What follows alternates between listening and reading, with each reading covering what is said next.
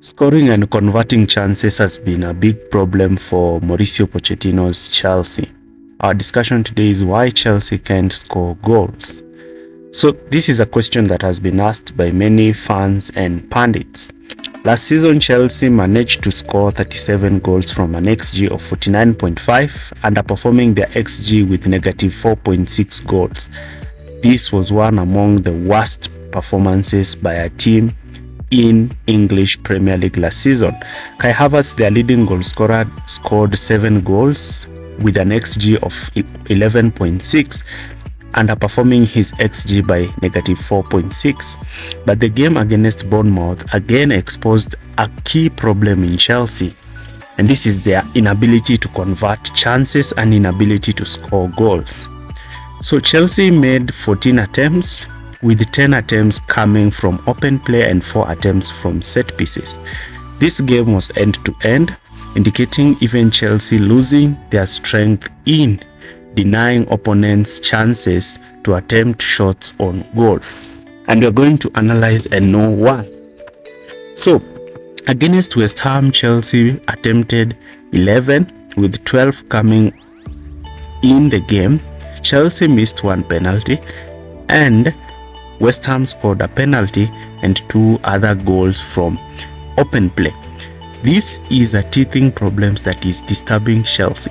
From this clip here, you can see Chelsea in their XGs, indicating that they should have won all those games from West Ham to Bournemouth and draw the game against Liverpool, showcasing their XG problem, especially in the position whereby you are looking at Liverpool, West Ham, Luton, and Nottingham Forest. Chelsea have one of the worst conversion rates, with their conversion rate against Bournemouth being 5%. This conversion rate is overall is below 20%, indicating how poor they are. Before we continue, like, share, and subscribe for more videos like this. So, we're going to see how and why Chelsea is having these kinds of problems. These kinds of problems are very grave. The first one is attacking mainly through the right channel. From this clip, you can see that Chelsea prefer attacking down the right, and this is giving them an imbalanced attacking system, since now opponents need just to swarm the right hand side of Chelsea, and this effectively denies Chelsea the opportunity to create chances. From this clip here, you can see Sterling, Gusto, and Gallagher, who's now making the run in the space vacated by Sterling. You can clearly see how opponents have already shifted down the right hand side, and Chelsea are overloading this position. Opponents know that Chelsea will not attack down this side, and therefore will try to limit Chelsea down that right side. In the left hand side, the problem is Enzo Fernandez. Enzo Fernandez seems like he is not playing quite well as an advanced forward down the left hand channel, and this is why. So from this clip here, you can see how Chelsea want to form their front 5, with either Gallagher pushing up with Sterling keeping the width, but Enzo Fernandez is tasked to be the one occupying the left half space channel to free up spaces for the left winger to be free to receive the ball in space. But the left winger is always occupied and is always man-marked by the fullback because of Enzo Fernandez. Enzo Fernandez, rather than sticking to his position up the pitch, most of the time he likes to drop deep, vacate his position to receive the ball in these deep regions.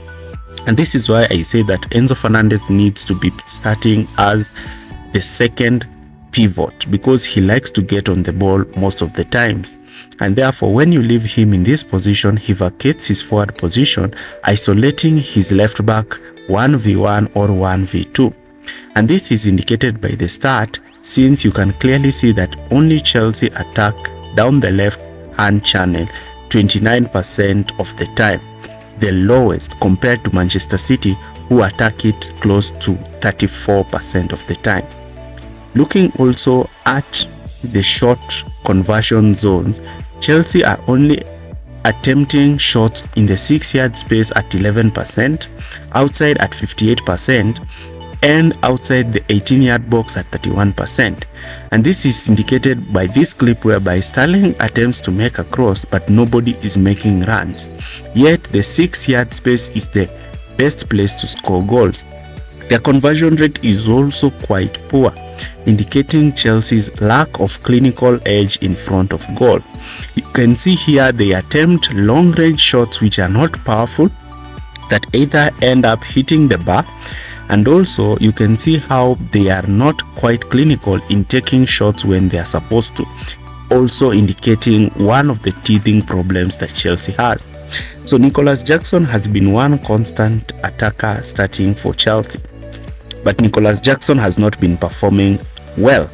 He has scored 1 goal from an XG of 3.6, underperforming his XG by -2.6. His expected goals per 90 is 0.66, but he has underperformed it by -0.46, indicating his lack of clinical edge in front of goal.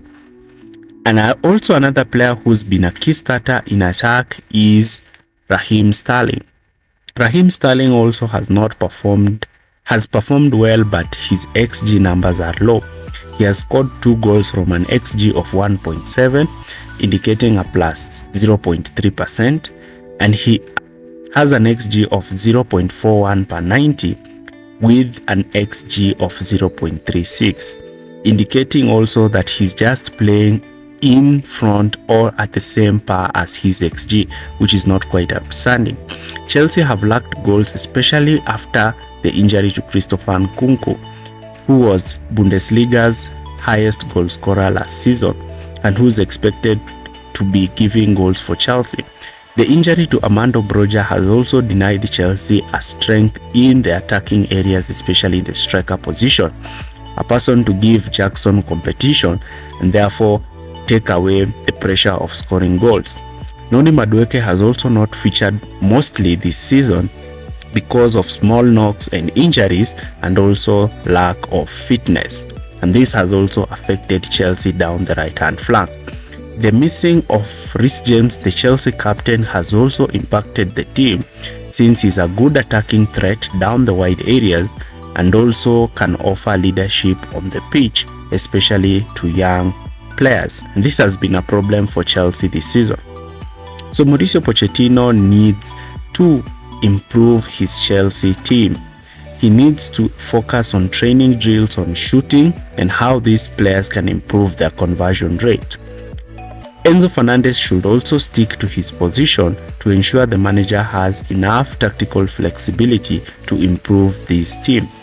The problems at Chelsea are quite many, and therefore the club, together with the players and the manager, need to find a solution to fix these goal scoring problems.